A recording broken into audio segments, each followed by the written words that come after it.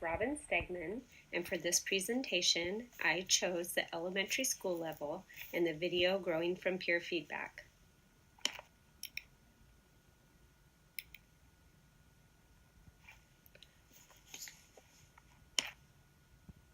The first learning model used by the teacher at the beginning of class was the direct instruction model.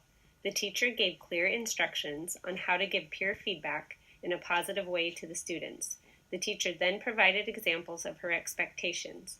She had 2 different color sticky notes and explained to the student that one color would be for the positive comment on the student's project and the other would be for what the student needed to improve. This way, the student would have the sticky notes to refer back to when making corrections. The students would raise their hands to give their feedback. Paying close attention was required so that students were not repeating the same feedback. The next model used by the teacher was the PBL model. This required the students to pick out and present their best project. The project contained a picture that the students drew as well as a writing portion that went along with the picture. The students presented their feedback while engaging in the lesson.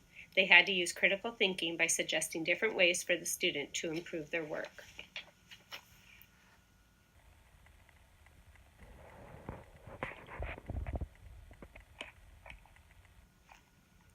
When the teacher was using the direct instructional model, the students were very attentive and enthusiastic about the lesson.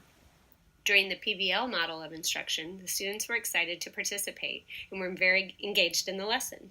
The teacher more facilitated the lesson to keep the kids on track and remind them to think of something different in their feedback that was not said yet.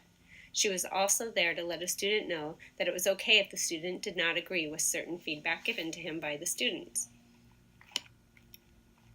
The 3 strengths in the lesson were that the teacher gave clear and precise instructions to the students on how they should give their peer feedback.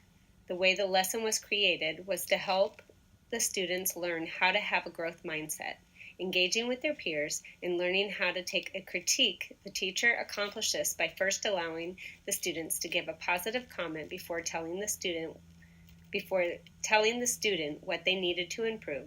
This made it easier for the student to accept the comment on what they needed to improve. Overall, the teacher had a very strong lesson.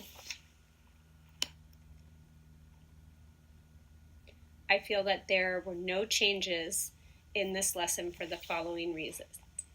The teacher gave clear instructions before beginning feedback.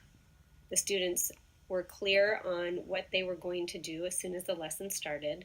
The students were to start with a positive comment, followed up by what needed to be improved. Students were engaged in the lesson.